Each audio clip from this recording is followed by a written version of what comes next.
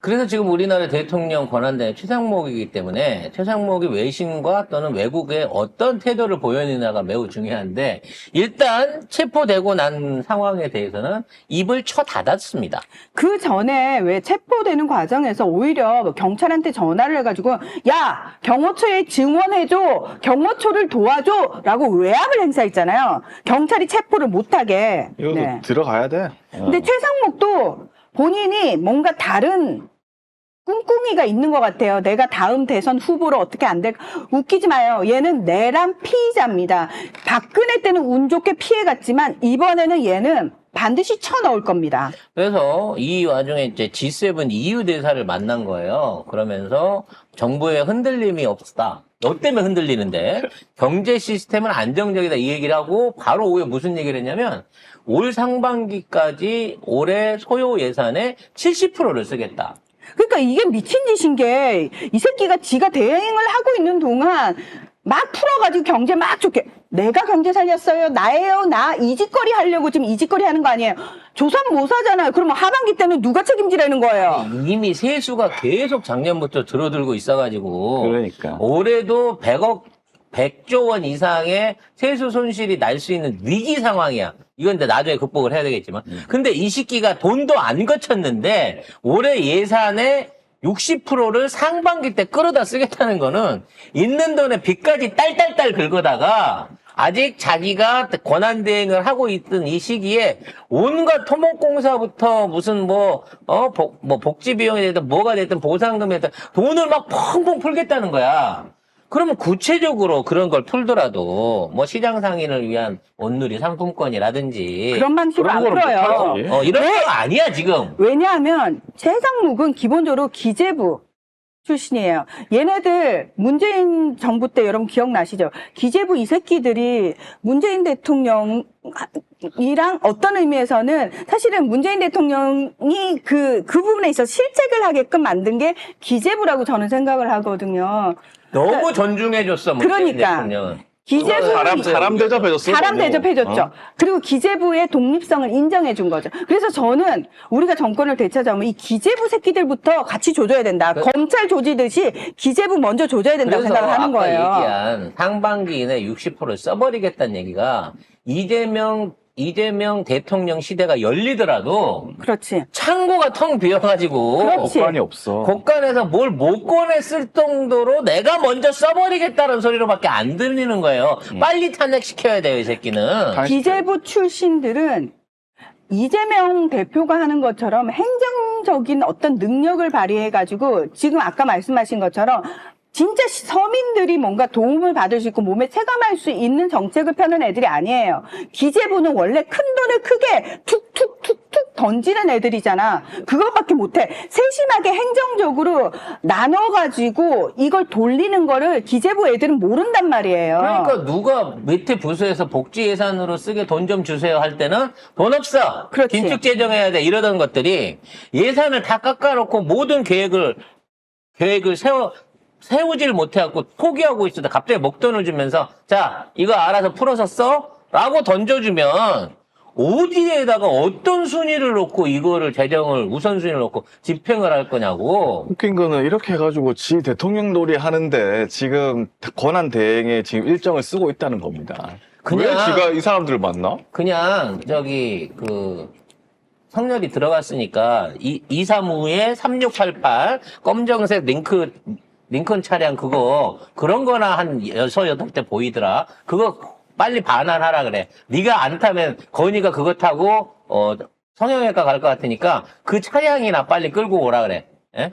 아무튼 지금 아로미 은경님이 기재부가 한번 나라를 망치겠군 하셨는데 우리는 이미 망가졌어요. 그러니까 이미 우리는 학습이 돼 있잖아요. 기재부가 이것들이 또 다른 하나의 세력이라는 것도 알잖아요. 그러니까 이거 우리가 알 정도인데 이재명 대표가 모를 리가 없거든요. 그러니까 요 부분도 우리가 같이 목소리를 내야 된다는 거지. 기재부를 계속. 이재명 대표 할 일 너무 많다. 근데 이재명 대표는 할 수 있어요. 수 이재명 있다. 대표는 능력이 있기 때문에 할 수 있어요. 이재명 대표를 반드시 대통령으로 만들어야 되는 이유가 망가진 것들이 너무 많기 때문에 그러니까. 이거를 정말 살릴 수 있는 사람, 제대로 살려낼 수 있는 사람은 이재명 대표밖에 없기 때문에 그 사람이 대통령이 돼야 되는 거예요. 우리가 21대 국회에 수박들 빼고 나니 진짜 일할 건 10명도 그렇죠. 없다 그랬잖아요. 그래서 맞아요. 우리가 수박을 털고 민주당을 22대를 만들어 놨을 때도 변하기야 하겠지만 얼마나 변하겠나 싶었단 말이에요. 근데 엄청. 최고위원회까지 우리가 모 봉주 이사를 털어내면서 우리 사람으로만 5사람을 딱 뽑았더니 지금 민주당이 돌아가고 있는 거 보세요. 나는 이렇게 일사불란하게 각 파트에서 각 위원회에서 그리고 개별적인 TF에 있는 의원들이 일사불란하게 돌아가며 잡음 하나 일으키지 않고 이 사태를 이어가고 있는 거. 지금 보면은 윤석열을 깜빵 청문회를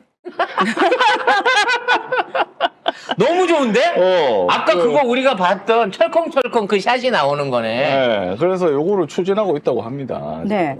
하면 재밌겠다. 요거 있으면 라이브로 보고 싶다. 그러니까 지금 사실 우리 총선 전에 여러분 우리가 기억을 떠올려 보면 이걸 넷플릭스에서 진행하면 어떨까? 대박이네. 우리만 보기 아까운 거 아니야? 그래요. 넷플릭스 부사장하고 그 건이 친하니까 서로 편지도 주고받잖아요. 넷플릭스면 뭐 시청률만 오르면 뭔 짓인다 하는데 야, 현직 대통령의 감옥에서의 청문회를 야, 이거 다큐로 대박이다. 생중계할 수 있다 그러면 넷플릭스 동시 통역으로 자막도 다 쳐지잖아요. 아하. 정말 대단한 히트 프로그램 나올 것 같습니다. 지금 구속 기소된 사람도 김용현, 여인영, 노상원 이렇게 있잖아요. 다 같이 해가지고 깜빵 청문회를 하면은 이거는 뭐 야, 흑백 요리사하고는 비교도 할 수 없게끔 돈도 안 들 뿐더러 오징어 게임 시청률 저리 가라. 높게 나옵니다. 오징어 게임 저리 가라야. 우리 총선 전에 기레기들이 우리 강성 지지자들 욕 바가지로 하는 기사를 수백 개씩 쏟아냈어요. 여러분 기억나세요? 그러면서 그 강성 지지자들은 민주당을 망친다는 식으로 개딸이 뭐 어쩌고 저쩌고. 개딸이 어쩌고 엄청나게 욕을 바가지로 했어요. 흔들어 놓으려고. 근데 우리가 절대 흔들리지 않고 우리도 몇 달 동안 목이 터져라 여기서 계속 그 얘기했잖아. 우리가 공천에 관여해야 됩니다. 우리가 뽑은 일할 수 있는 사람을 국회의원 배지를 달아줘야 됩니다. 그걸 우리가 반드시 우리 그 얘기 계속 했었거든. 근데 결국 밖에서 그렇게 방해 공작받고 내부에서 그렇게 분탕질을 쳐대도 우리가 그걸 성공을 했잖아요. 그리고 그 성공한 효용감을 지금 보고 있잖아요. 난 똑같다고 생각해. 이재명 대표를 우리는 어떻게든 대통령을 만들고 싶은 거고 만들어야 된다라고 사명감을 가지고 이렇게 얘기를 하고 있는데 기레기들은 또다시 이재명 악마화에 저쪽에서는 이재명은 안 된다 이러고 지랄 발광을 하고 있잖아요.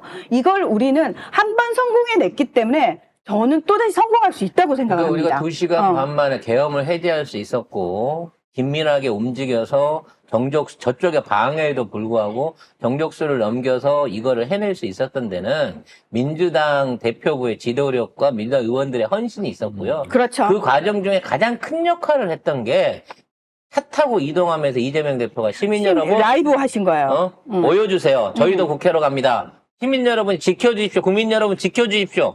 이 방송의 여파가 얼마나 큰 것이었는데는 재평가가 분명히 필요하다는 거죠. 그렇죠. 그 방송이 대한민국 살린 겁니다. 그 방송 없었으면 누가 그 시간에 여의도에 나가겠습니까? 그리고 다들 윤석열 체포 안 되고 탄핵 가결 안 되고 우리 그때 엄청 불안했어요. 진짜 불안했잖아요. 언제 또 저지를 줄 알아. 막 불안한데 우리의 그 불안감을 너무나 잘 알고 이재명 대표가 딱 적재적소에 나타나서 성명 발표해줬잖아요. 늘 말하고 있잖아요. 방향이 중요한 거다. 속도가 중요한 게 아니다. 우리는 바른 길로 차곡차곡 합법적인 절차를 거쳐서 밟아 나가고 있다. 믿어라라고 신념을 심어주신 거 아니겠습니까? 그렇죠. 저는 사실 그게 엄청 저한테는 크게 위로가 됐어요. 너무 불안했거든요. 아니, 너무 불안하고 외부에서 혹시 또다시 어떤 외압이 들어올까봐 그것도 저는 외신을 하는 난 사람이니까. 잡혀갈까봐 야구방망이로 쳐맞을까봐 불안했다니까. 저는 그게 불안한 게 아니고 우리나라가 불안했거든요. 근데 그래도 나는 네. 그때 윤석열이 막 계엄하고 난리 났을 때 이재명 대표 보고 있으니까 든든하던데요? 그러니까 그거였어. 저도 이재명 대표 라이브를 보고 있는데 이재명 대표가 굳건하면은 괜찮다라는 생각을 했어요. 우리는 이재명이라는 구심점이 있으니까 이게 왜 중요하냐면 미얀마에서 군부가 쿠데타를 하면서 제일 먼저 누굴 잡아 쳐넣냐면 아웅산 수치부터 그렇죠. 궁금해버렸어요. 그리고 일반 시민들이 아웅산 수치를 절대 볼 수 없게 만들어버렸어요. 이건 뭐냐면 구심점을 아예 제거를 해버린 거예요. 이게 그래서 지금은 미얀마 이제 시민 정부가 싸우고 있습니다. 싸우고 있는데 구심점이 없어져 버리니까 제대로 돌아가기가 쉽지가 않은 거예요. 뭉치기가 쉽지 않았어요. 시간이 꽤 많이 걸렸단 말이에요. 근데 우리한테는 이재명이라는 구심점이 굳건하게 있다는 것 자체가 우리한테는 엄청난 힘인 거죠. 그리고 그 시기에 모여라 했을 때, 안기령 전 후보가 그 얘기 하더라고요. 계엄이 났으니까 국회로 모여라라고 소집령을 받았을 때, 문 밖에서 군인이 총 들고 지킬지도 모른다는 불안감 속에, 그렇죠. 가다가 체포당할지도 모른다는 불안감 속에, 그 상황에서 담을 넘고 국회의사당으로 달려올 수 있는 국회의원들의 용기에 대해서 재평가를 해주시라고 얘기를 한 적이 있어요. 그거, 솔직히, 나도, 일개 유튜버인 나도, 잡혀갈까봐 집에서 짐 싸가지고 나왔는데, 그 시간에. 왜 쌌어요? 어? 작가님 전혀 아무 상관없는 아니, 거 내일 오더라도 올 수도 있다고 생각했지. 그래서, 아무튼 그 상황에서 그런 용기를 냈던 민주당 국회의원들, 그리고 이재명 대표의 그 심성과 거기에 대한 어떤 평가가 반드시 이루어져야 된다는 거야. 그럼요. 물리적으로도 합법적으로도 그걸 만들어내는 과정에 민주당 의원들은 한 명도 이탈하지 않았어요.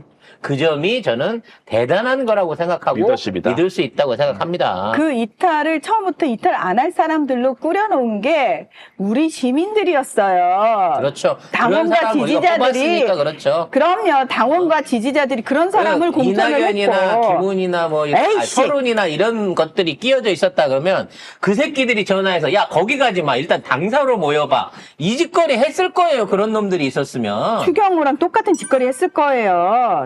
짬짬이 해가지고 이것들. 아무튼 외신이 전부 다 칭찬 일색으로 현직 대통령을 구속시킬 수 있는 나라다라고 이제 하고 있는데 나는 이제 그 칭찬은 당연한 거죠. 지들은 못하는 거를 못하는 거니까. 우리가 하는 거고 제일 싫은 사람은 푸틴, 시진핑, 김정은이겠지만 그 와중에 조금 문제가 있는 유튜버들도 제가 보고 있습니다. 그걸 갖다가 마치 미국은 할 수 없을 것이다 그러면서 미국 시민들을 트럼프를 탄핵을 시키고 트럼프를 법정에 세울 수 있는 한국과 같은 이런 것들을 못 보여줄 것이기 때문에 미국의 정치 트럼프가 들어오고 나면 더 형편없어질 것이라는 식으로 일부 구구파의 미국 안에 극우주의나 또는 트럼프라든지 아니면 미국 정세에 호도를 할 수 있는 어떤 그러한 영향력을 줄 수 있는 식으로 왜곡하는 게 있습니다. 우리가 해왔던 민주의식의 절차는요, 어떠한 불법이 있더라도 그걸 합법으로 이겨냈기 때문에 그게 가능한 거예요. 동남아 같은 데서 그런 거 많잖아요. 태국이 쿠데타를 일으켰어. 근데 왕한테 가서 허가를 얻어야 돼. 국왕한테 허락을 받아야 쿠데타가 성공이 되거든요. 그러니까 그 밑에 있는 놈이 제가 더 잘해드리겠습니다라고 그렇지. 또 쿠데타를 일으켜요. 그렇죠. 그래가지고 그래서 19번이나 일어났죠. 그렇죠. 그래서 중요한 거는 쿠데타에 성공하느냐, 국민들의 신뢰를 얻느냐가 아니야. 국왕한테 가갖고 인정을 받을 수 있느냐가 되다 보니까 가면 갈수록 국왕의 권위를 이용해갖고 또는 지금 같은 또라이 국왕을 세워가지고 정권을 유지하려고 하는 방식으로 태국이 변하다 보니까 선대 존경받는 국왕이 이뤄냈던 태국의 모든 경제적인 지위와 외교적 지위, 그 안에 있었던 모든 것들이 지금 국왕 바뀐 지 10년도 안 됐는데 벌써부터 다 무너지면서 태국이 쉽게 말하면 침몰하고 있다는 거예요. 심지어 축구도 베트남한테 지고 있다는 거 아니겠습니까? 35년 만에 처음 졌대잖아. 김장식 감독이 승운이 그러니까 큰일 한 거지. 예. 그러니까 이 우승 잘하는 모든 게 감독이니까. 지도자의 지도력하고 연결이 된다는 겁니다. 이거를 감안하면 안 돼요. 태국은 일본 감독 썼고요. 네. 태국은 트루시에를 썼고. 트롯이 아니고 아니지. 베트남이 트루시에를 썼다가 개망했다가 김상식으로 바꿔가지고 극적인 부활을 했죠.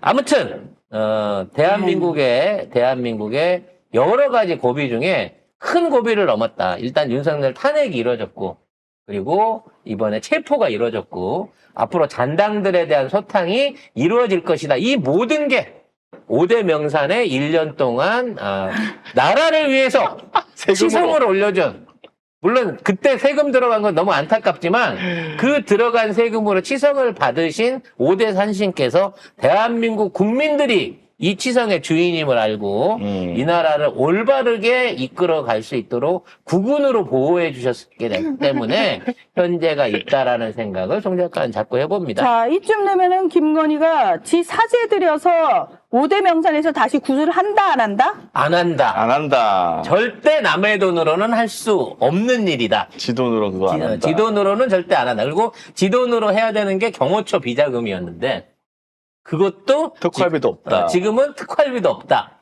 그래서 아니, 다시 세금으로 해봤자 우리한테 돌아온다니까, 우리나라에?